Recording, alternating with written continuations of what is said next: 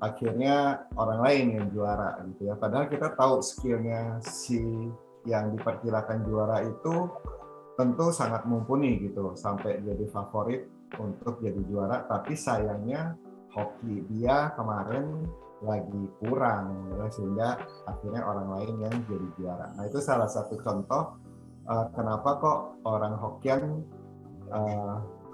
keluar nih pepatah seperti ini. Hoki teit kunst strategi gitu ya. Hoki nomor 1, skill nomor 2. Suaranya kecil ya. Jadi saya sudah full ini. Iya, Bapak nggak ada earphone ya? Iya, kecil, Pak. Kecil. Oke, coba gitu saya lebih mendekat. Kalau segini oke nggak? Nah, ya oke. Boleh. Segini oke, cukup. Saya lanjut ya. Nah, kemudian di Instagram saya pernah posting seperti ini. Among all the good things, the best is good luck, gitu ya. Jadi ya, ini opini saya sih, boleh setuju, boleh tidak, gitu ya. Tapi saya pikir kalau kita good luck, apapun yang kita lakukan biasanya lancar-lancar aja, gitu ya. Kalau kita lagi good luck, cenderung kita akan lancar. Tapi kalau kita lagi bad luck, kita udah bikin preparation dan sebagainya, ya ada aja faktor X yang membuat kita sehingga jadi nggak dapat. Oke, kemudian kenapa saya sampaikan quote-nya dari Arthur Clarke ini? Karena saya memperhatikan banyak pendapat yang mengatakan apakah ilmu semacam feng shui, ilmu petungan dan sebagainya itu sepertinya tabu gitu ya, atau nggak saintifik nih gitu ya, sehingga feng shui ini sampai hari ini kategorikan sebagai pseudoscience gitu ya. Nah ternyata tokoh ini Arthur C. Clarke mengatakan bahwa hal-hal yang sifatnya kadang kita belum paham dan kita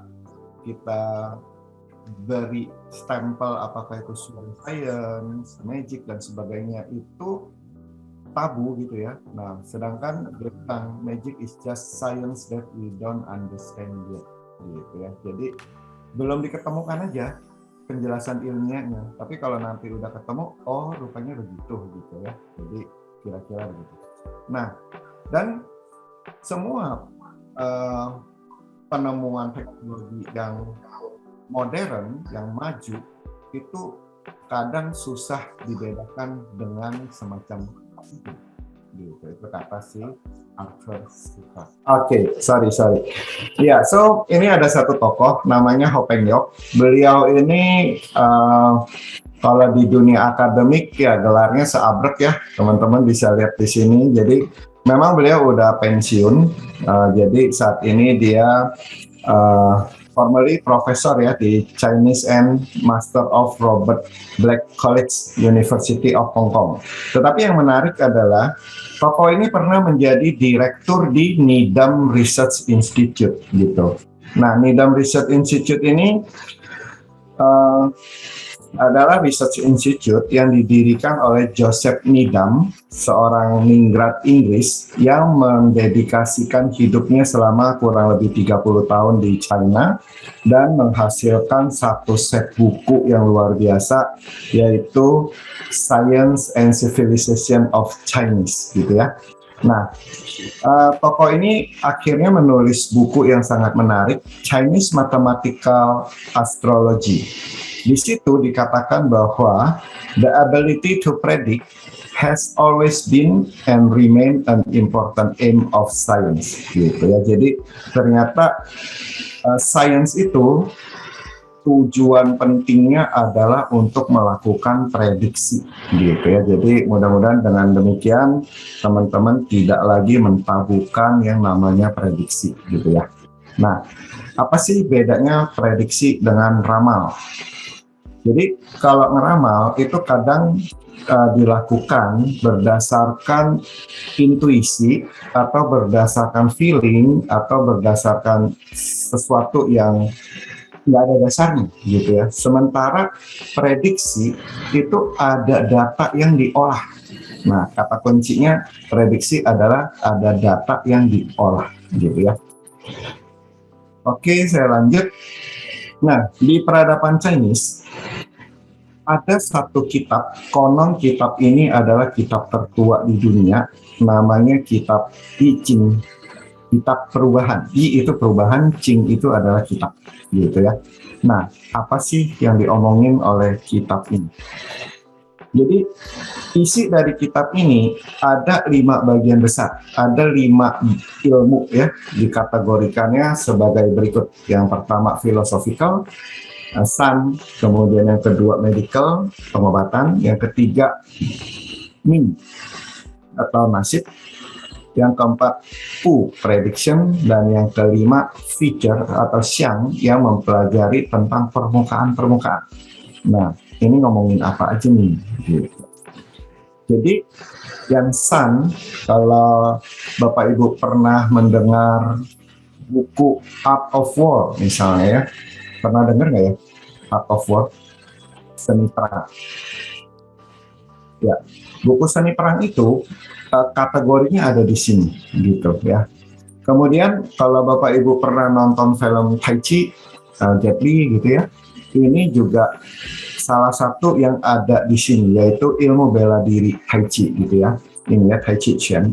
Kemudian kalau Bapak Ibu pernah melihat di rumah-rumah orang Chinese dulu barangkali ya, di pintu rumahnya ada tempelan kertas kuning, kertas hijau gitu ya, atau itu disebutnya hu, itu adalah jimat, itu juga bagian dari kelompok ilmu Sun ini. Kemudian yang kedua adalah I. I ini adalah pengobatan. Jadi kalau Bapak Ibu yang pernah di akupuntur, nah akupuntur itu bagian dari sini. Kemudian kalau Bapak Ibu pernah minum obat ramuan Chinese gitu ya, TCM gitu ya, nah ini juga kategori di sini. Bahkan sampai refleksi kaki itu sebetulnya kategori ilmu I atau medical. Kemudian yang ketiga Ming atau nasib. Nah, kalau dipadankan saat ini di universitas, barangkali ini mirip dengan jurusan psikologi. Jadi, bagaimana kita mempelajari behavior, kita mempelajari personality type, dan sebagainya. Nah, di sini ada beberapa cabang ilmunya, ada Tatsu, ada Chewei Tosu, dan ada Kepan Sensu. Lalu yang berikut adalah Pu atau prediction. Nah, ini ilmu-ilmu yang ada di sini adalah ilmu yang kelasnya lebih makro sifatnya. Jadi kalau Bapak Ibu penggemar Three Kingdom, nah Three Kingdom ini tokoh yang sangat terkenal, yaitu Cuka Yang, advisor dari raja, yang menerapkan ilmu yang namanya Chimen Tunja. Jadi dia bisa memberi saran kepada raja kapan bergerak dari arah mana dan menggunakan elemen apa dan sebagainya. Gitu. Nah, yang kelima adalah Xiang. Xiang ini adalah kelompok ilmu yang mempelajari permukaan. Jadi, misalnya, stempel. Dulu stempel raja itu ada permukaannya gitu ya, kan diukir gitu sehingga keluar stempelnya. Nah, saat ini stempel ini sama dengan logo perusahaan kita gitu ya. Jadi, logo itu kalau stempel raja nggak ngasal bikinnya, mereka hitung sebelum didesain gitu ya. Jadi desainnya itu berdasarkan hasil perhitungan. Kemudian ada Ming Xiang, yaitu ilmu untuk membaca nama. Nah, yang selanjutnya ada Ren Xiang yang terdiri dari face reading atau Mian Xiang karena wajah kita juga ada permukaannya. Kemudian ada palm reading, dia membaca garis-garis tangan kita. Nah, yang terakhir adalah ilmu untuk membaca permukaan kontur, permukaan rumah kita. Inilah yang namanya ilmu Feng Shui. So, Bapak Ibu dengan penjelasan singkat ini mudah-mudahan Bapak Ibu jadi jelas bahwa ilmu feng shui adalah ilmu untuk membaca properti. Ya, jadi kalau Bapak Ibu di awal-awal dekat Imlek kemarin membacanya judulnya feng shui tapi ceritanya tentang xiao macan dengan xiao monyet dan sebagainya, itu lagi bukan ngomongin feng shui, tapi dia ngomongin zodiak. Ya, jadi ngomongin yang ketiga tadi, yang tentang nasib, gitu ya. Nah, hari ini kita nggak ngomongin itu, kita hari ini berbicara tentang feng shui, gitu ya. Bagaimana feng shui ini bisa merekayasa agar hoki kita bisa lebih optimal. Oke. Kira-kira apa sih pengaruh dari penataan properti kita kok bisa merekayasa hoki kita, gitu ya. Nah, dari riset yang saya lakukan, ternyata bumi kita ini ada gelombang elektromagnetiknya, gitu ya, gelombang elektromagnetik bumi. Kemudian ternyata di dalam tubuh kita ini banyak sekali organ-organ atau hampir semuanya ya, apakah itu otak, darah, dan sebagainya, sangat sensitif terhadap electromagnetic field, gitu. Sehingga pengaruhnya bisa mempengaruhi emosi kita antara lain. Gitu. Lanjut, ini adalah beberapa yang saya cuplik dari beberapa sumber. Dikatakan bahwa tubuh kita ini membutuhkan energi magnetik, gitu. Apa kaitannya nih dengan feng shui? Nah, ahli feng shui pasti harus pakai lobhan atau kompas feng shui. Jadi kalau Bapak Ibu ketemu ahli feng shui yang tidak pakai kompas feng shui, bisa dikatakan 70-80% dia itu bukan ahli feng shui, gitu ya. Jadi kalau ahli feng shui harusnya wajib punya tools yang namanya lobhan atau kompas feng shui, gitu. Nah, apa urusannya kompas feng shui ini? Tadi ya, kaitannya dengan electromagnetic field. Terus apa hubungannya dengan kita? Nah, ini saya sampaikan di gambar ini. Kenapa sih kok di darah kita ada yang namanya zat besi? Kalau kita kekurangan zat besi, kita jadi tidak fit, gitu ya. Nah, jadi tubuh kita ini butuh mineral-mineral, dan kita tahu mineral itu adalah logam. Dan logam sangat sensitif terhadap medan magnetik. Kira-kira penjelasan saintifiknya seperti itu. Oke, saya akan masuk ke materi. Jadi, slide ini saya perlu tampilkan supaya Bapak Ibu tidak salah show. Ya, jadi dari pengalaman saya sebagai praktisi feng shui, saya banyak menemukan klien saya yang setelah ketemu saya, dia baru tahu, oh ternyata selama ini saya salah show. Gitu ya. Bahkan ada yang umurnya udah 50-an tahun, 60-an tahun, akhirnya dia baru tahu, oh ternyata selama ini saya salah ya show-nya ya, gitu. Nah, apa sih yang membuat orang bisa salah show? Yang membuat kita salah show adalah banyak yang ngirain, contoh tahun ini ya, tahun macan air, banyak yang kirain begitu tahun baru Imlek di 1 Februari, itu udah tahun macan. Tidak, Bapak Ibu, tidak seperti itu ya. Jadi tahun macan air itu baru sah masuk di tanggal 4 Februari jam 4.51 dini hari, gitu ya. Jadi kalau babynya lahir di tanggal 2 Februari 2022, walaupun udah tahun baru Imlek, itu sionya masih show kerbau, gitu ya. Jadi mudah-mudahan Bapak Ibu di sini nggak ada yang salah show ya.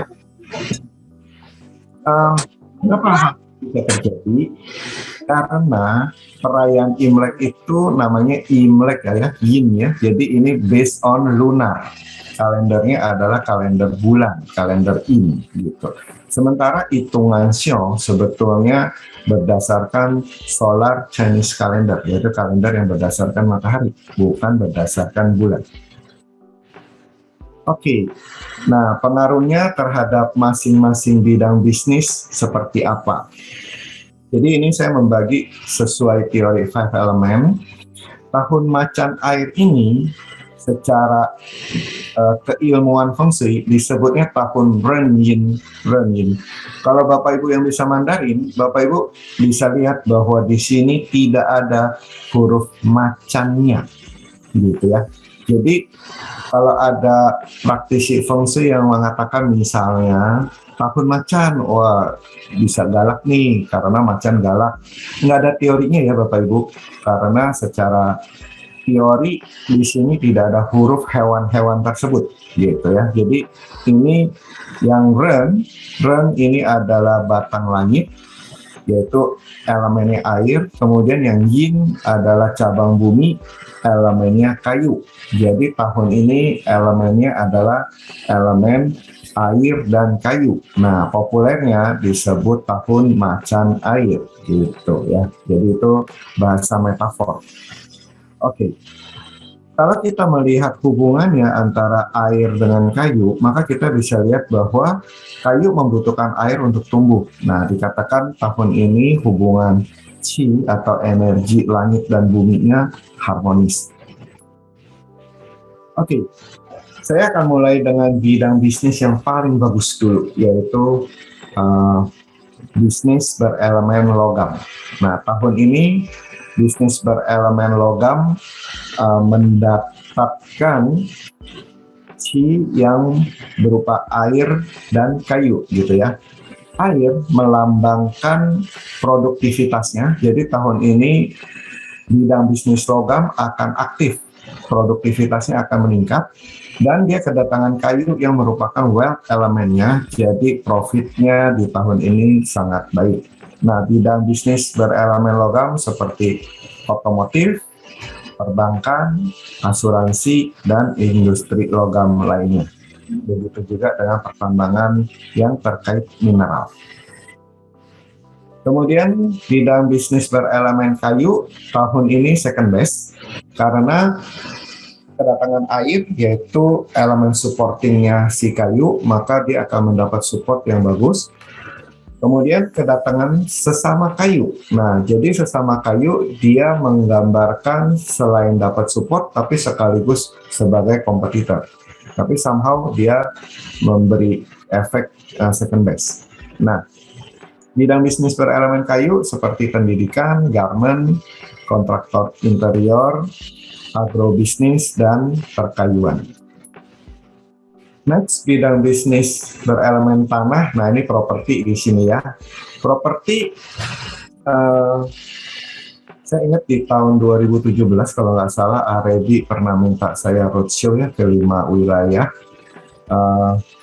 Tahun ini adalah tahun yang cukup baik untuk properti karena kedatangan elemen air. Jadi setiap tahun yang ada elemen airnya itu adalah tahun yang bagus untuk bisnis properti karena air adalah wealth elemen bagi tanah, gitu.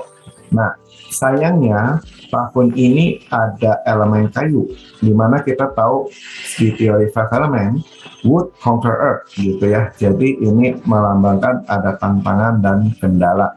So, diharapkan Bapak Ibu yang bergerak di bidang properti tahun ini bisa melakukan antisipasi yang sesuai dengan perkembangan sikon yang terjadi.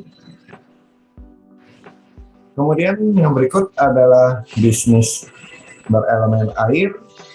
Nah, yang berelemen air tahun ini disarankan untuk fokus di pengembangan produk dan konsolidasi internal. Karena masih oke ya, cukup baik karena air merupakan elemen support dan kompetitor, sedangkan kayu melambangkan produktivitas dari bidang bisnis air. Nah, bidang bisnis air ini antara lain adalah transportasi, falas, aquaculture, perikanan, kafe, dan beverage.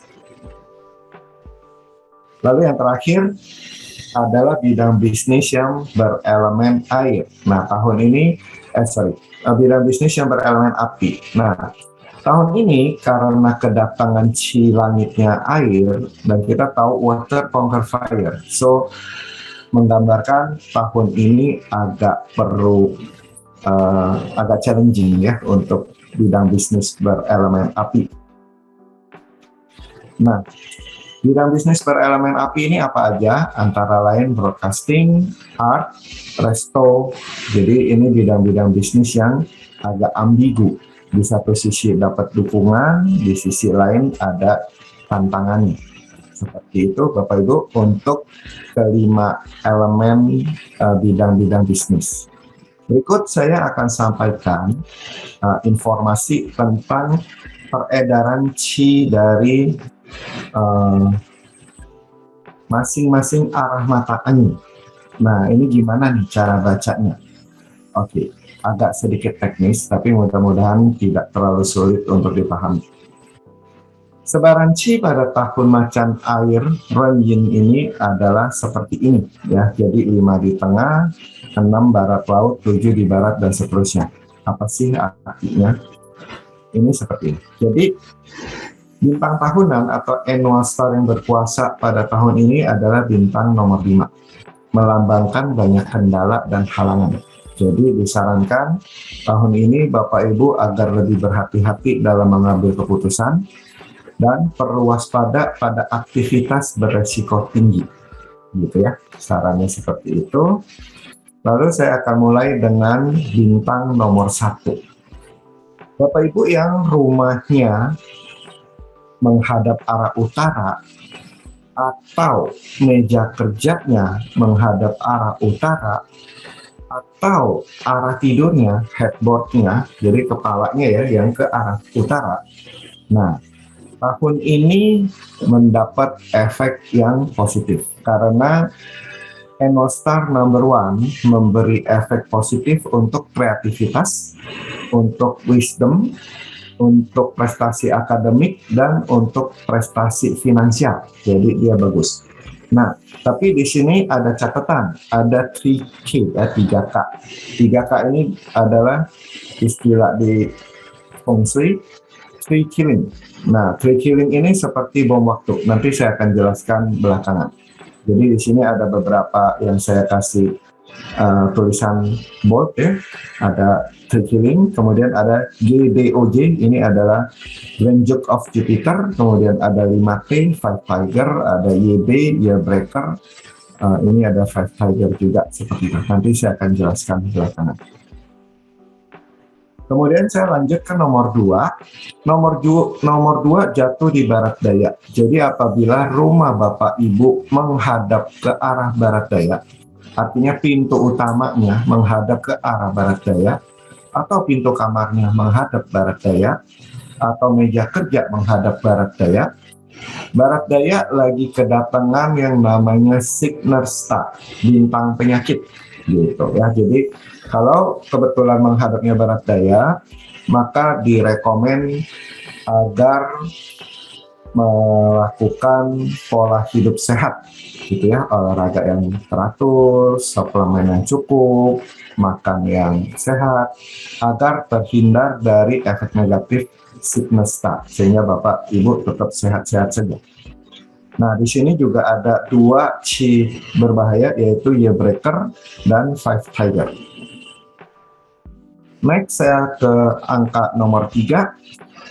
Ini adalah untuk rumah Bapak Ibu yang menghadap arah timur. Jadi bisa pintu rumah, bisa meja kerja ya, kalau menghadap ke arah timur, atau juga arah tidurnya Bapak Ibu ke arah timur. Seringkali ketika kedatangan annual star number 3 ini, itu bisa terjadi percekcokan yang sebabnya seringkali sepele. Ya, jadi misalnya Bapak Ibu katakan suami istri malam dinner gitu ya, lagi asik-asik dinner, ngobrol, terus kecetus, akhirnya ujungnya jadi berantem gitu ya. Nah, habis berantem kadang pulang setelah reda dipikir-pikir, kenapa ya berantem ya? Apa sih yang bikin berantem gitu ya? Nah, seringkali nggak ketemu tuh reasonnya, kenapa kok berantem? Tahu-tahu berantem aja. gitu ya. Nah, itu seringkali adalah efek negatif dari nomor 3 ini, Arju Star. Ya, jadi bintang nomor 3 ini Arju Star lagi jatuh di arah timur. Jadi setelah Bapak Ibu tahu ini, maka begitu mulai terpancing cekcok gitu, cepat nyadar, oh ini tidak seharusnya terjadi dan tidak perlu terjadi, gitu ya. Maka nggak perlu capek. Gitu. Kemudian untuk star number 4 jatuh di arah tenggara. Nah, untuk Bapak Ibu, enggak deh, untuk teman-teman yang masih jomblo gitu ya, star number 4 ini adalah romance star gitu. Jadi kalau Bapak Ibu yang rumahnya menghadap ke tenggara, yang masih jomblo, barangkali coba ditingkatkan daya observasinya, mudah-mudahan bisa ketemu calon pasangannya gitu. Nah, banyak yang kira angka nomor 4 itu angka jelek di dunia feng shui, sehingga kita bisa lihat developer bikin proyek rumah nomor 4 dihilangin gitu ya. Kemudian kalau bikin tower lantai nomor 4 hilang, lantai 40-an hilang semua. Bapak Ibu, nggak ada teorinya Bapak Ibu, itu nggak ada urusannya dengan feng shui. Ya, feng shui nomor 4 biasa-biasa aja gitu ya. Jadi kalau mau dipakai silakan, no problem at all gitu. Karena star number 4 itu adalah academic star and romance star. Jadi di luaran sana tuh banyak banget misinformation yang terjadi. Gitu. Oke, selanjutnya star number 5 jatuh di kotak tengah. Jadi ini sama seperti di yang saya sampaikan di awal bahwa banyak kendala dan halangan ya. Jadi terutama di tengah rumah jangan ada kegiatan konstruksi karena kedatangan yang namanya Chi negatif 5 yellow. Lanjut ke star number 6. Ada Oke. Ya, star number 6 jatuh di arah barat laut. Jadi kalau Bapak Ibu rumahnya menghadap arah barat laut, meja menghadap barat laut, tahun ini tahun yang bagus karena star number 6 melambangkan karisma. Jadi somehow Bapak Ibu akan terlihat karismatik gitu ya. Kemudian komennya juga akan lebih kuat kalau ngasih perintah gitu otomatis jalan gitu ya. Gitu. Kemudian selanjutnya star number 7. Star number 7 jatuh di arah barat. Jadi kalau rumah Bapak Ibu yang menghadap arah barat, star number 7 ini bukan bintang bagus karena terutama dia menggambarkan akan munculnya masalah legal, masalah hukum gitu ya. Di sisi lain adalah berupa beratnya kompetisi. Nah, karena itu kalau rumah Bapak Ibu menghadap arah barat atau meja kerja Bapak Ibu menghadap arah barat, maka disarankan untuk lebih berhati-hati, cek and recheck ketika melakukan agreement supaya terhindar dari masalah legal dan juga perlu hati-hati terhadap tindak kriminalitas. Oke, next bintang nomor 8. Nah, di feng shui angka 8 ini sampai tahun 2024 merupakan bintang paling bagus.